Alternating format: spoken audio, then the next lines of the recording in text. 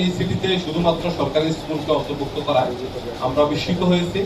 আমরা মনে করছি এটি মানবাধিকার আইন এবং আইনের প্রতি আইনের চরম লঙ্ঘন।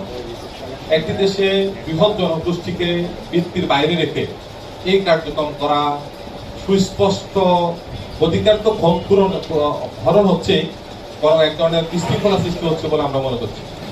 আমরা ইতিমধ্যে দেখছি যতগুলি শিক্ষক এই প্রতিষ্ঠানে চাকরি করে, যত শিক্ষার্থী এই প্রতিষ্ঠানে পড়াশোনা করে, তারা এই শিক্ষকরা এই শিক্ষার্থীদেরকে পড়িয়ে বিগত দিনে এদেশের সমাজজীবী নির্মাণে তাদেরকে অবদান রাখার জন্য নির্দিষ্ট লক্ষ্যে পৌঁছাতে ইতিমধ্যে সক্ষম হয়েছে।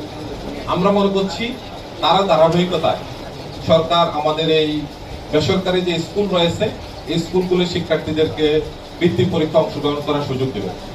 আপনাদেরকে আমরা এও বলে রাখি, সর্বশেষ যেই 2023 সালে যে বৃত্তি পরীক্ষাটি হয়েছে, এই 22 সালে বৃত্তি পরীক্ষা হয়েছে, এই বৃত্তি পরীক্ষাও প্রাইভেট স্কুল, আমরা যদি এই জেলার কথা চিন্তা করি তাহলে 500 শিক্ষার্থী কমপক্ষে বৃত্তি পেয়েছে, এর মধ্যে 300 শিক্ষার্থী প্রাইভেট স্কুলে।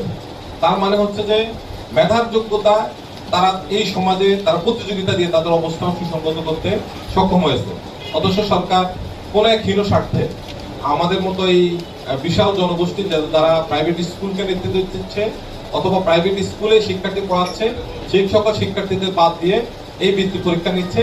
আমরা এর জন্য ব্যক্তিগতভাবে ক্ষুব্ধ প্রতিক্রিয়া ব্যক্ত করছি এবং আমরা আগামী সোমবার লক্ষ্মীপুর জেলা প্রাইভেট স্কুল অ্যাসোসিয়েশনের পক্ষ থেকে সকাল 9টায় জেলা প্রশাসকের কার্যালয়ের সামনে একটি মানববন্ধন করব।